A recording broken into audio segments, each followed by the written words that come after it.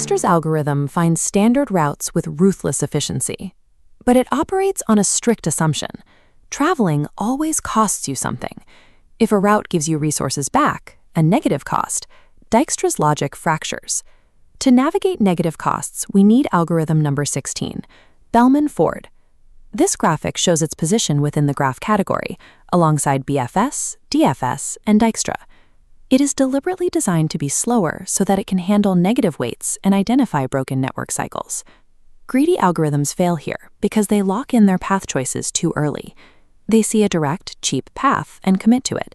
They are blind to the possibility that a longer route might contain a negative edge that pays you back and makes the entire trip cheaper. Negative edges introduce the negative cycle, an infinite loop where the total cost drops below zero on every lap. If a path can keep lowering its cost forever, the very definition of a shortest path disappears. When a system contains negative consequences or infinite loops, you have to abandon greedy speed for an algorithm that guarantees absolute mathematical correctness. The solution emerged in the 1950s during a moment of intense operations research. Multiple scientists, Alfonso Schimbel, Lester Ford Jr., Richard Bellman, and Edward F. Moore, all discovered essentially the same logic within a few years of each other. But it was Richard Bellman's framing that gave the algorithm its modern formulation. Bellman had recently coined dynamic programming at the Rand Corporation. His approach turned this from a simple graph traversal into a dynamic programming problem, building a complex solution by piecing together smaller, solved subproblems. Instead of making greedy guesses, the algorithm methodically builds an optimal route, expanding its view outward by exactly one edge at a time.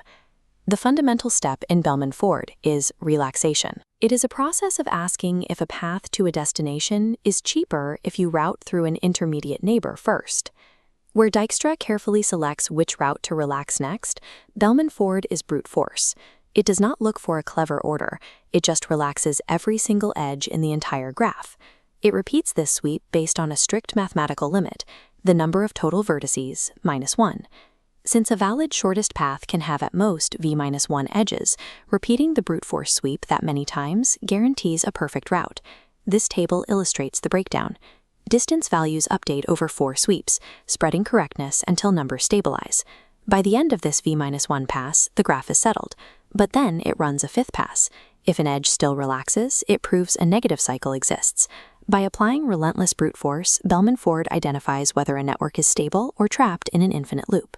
We can see this in action by moving from abstract math to global finance, specifically currency arbitrage. To map the market, we treat every currency as a node and the exchange rates between them as the directed edges. By converting exchange rates using a negative logarithm, multiplying rates for profit becomes simple addition. A risk-free profit loop, a product greater than 1, becomes a sum less than 0. Running Bellman-Ford on this graph automatically finds these negative cycles and prints the required traits. The algorithm's ability to locate negative cycles essentially automates arbitrage, identifying financial inefficiencies that human traders cannot see.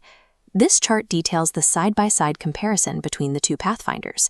Brute force buys you accuracy with negative weights, but you pay a significant cost in speed. Because Bellman-Ford touches every edge for every vertex, its time complexity is O of V times E. On massive data sets with millions of nodes and no negative weights, it is considerably slower than Dijkstra, but its implementation in Python is simple.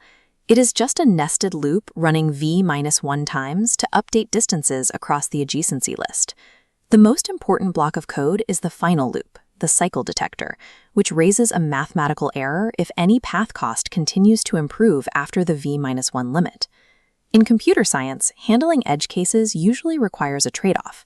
In this case, higher time complexity is the cost of operating in networks where negative weights exist. This logic provided the foundation for distance vector routing protocols like RIP, which manage data traffic across much of the early internet. For developers, the standard is clear. Use Bellman-Ford if you expect negative weights or need to hunt for cycles. For all other shortest path problems, Dijkstra is the better choice. To see the code implementation and explore the theory further, check out 50 algorithms every programmer should know. Next time, we'll move from pathfinding to popularity as we look at PageRank, the algorithm that learned how to organize the entire web by counting links.